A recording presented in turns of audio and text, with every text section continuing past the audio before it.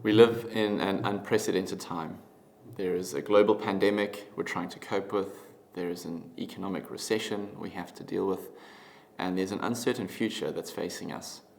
Now more than ever, it's important for us to grow in our emotional wisdom, to grow in our ability to understand and manage our emotions, and to grow in wisdom when it comes to helping others deal with theirs. And so we're going to shoot a short video series where we look at what the Bible teaches us about a couple of emotions. But I want to start by helping us reflect on what the Bible teaches us about the heart. The heart, as you may know, according to the Bible, is the very center of who we are. And so our view of the heart will impact how we view and understand emotions. According to Scripture, we think with our hearts. We evaluate things with our hearts. We desire things with our hearts. We choose things with our hearts. And of course, we feel things with our hearts. Although the term seems quite simple, when the Bible talks about the heart, it's talking about something incredibly sophisticated. And the more we reflect on how it works, the better we'll understand how our emotions work, and the more wisdom we'll have in understanding ourselves and in helping others.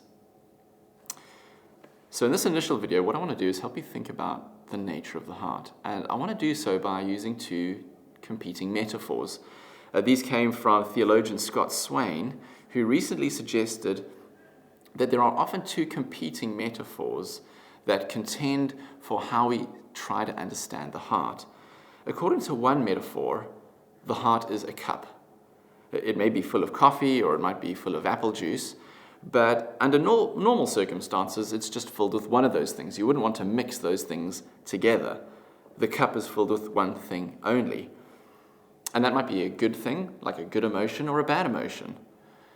If it's a bad thing, the exhortation we usually give to each other is empty it of the bad thing and fill it up with a good thing. So if the cup is filled with anxiety, we might exhort someone, empty that cup and fill it up with peace.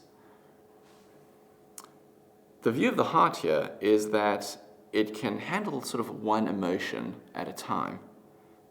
But as we look at Scripture, that's actually not the view of the heart we get in the Bible. It's the incorrect metaphor. A better metaphor, Scott Swain says, is to think of the heart like a scale. Specifically, Swain says, it's more like a balance scale, the kind that's often used as a symbol for justice, because it's two different sides weigh different arguments and positions in the process of reaching a true and proper judgment. The heart is like a balance scale, weighing differing realities, differing courses of actions, and even differing emotions. In fact, if you had to take that metaphor to its breaking point, you might even say that it's a sort of multi-pronged balance scale, with the heart capable of doing multiple evaluations and experiencing multiple emotions at any given time. So, why is this view significant? Why is it important to think of your heart more like a balance scale than a cup? Well, the practical impact is this. If you think that your heart is a cup that's filled with a negative emotion, you will tell yourself to empty your heart of that particular emotion and to fill it up with another one. Not only will you do that to yourself, you'll actually do that to people around you. Something like pour out the bad contents, get rid of your anxiety, and fill it up with peace. Now, those kinds of exhortations don't usually work, and they can actually be quite harmful. But if you see the heart like a balance scale, then the encouragements are not offered as rebukes, but as counterweights. So it'd be something like, I know that your heart is heavy right now, rightly so, because you've experienced some losses. Or I know that you're feeling distressed at the moment, and rightly so, because of the uncertain future that you're facing. But can I offer you a counterweight?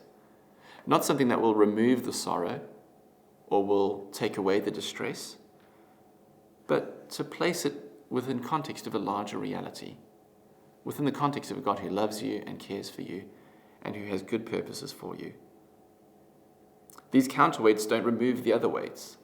If you place a counterweight on the scale, it doesn't take off the other weight, but what it does is it starts to balance it and bring it into proportion. Instead of these counterweights removing other weights, they actually provide precious consolations that enable us to bear the load of those other weights.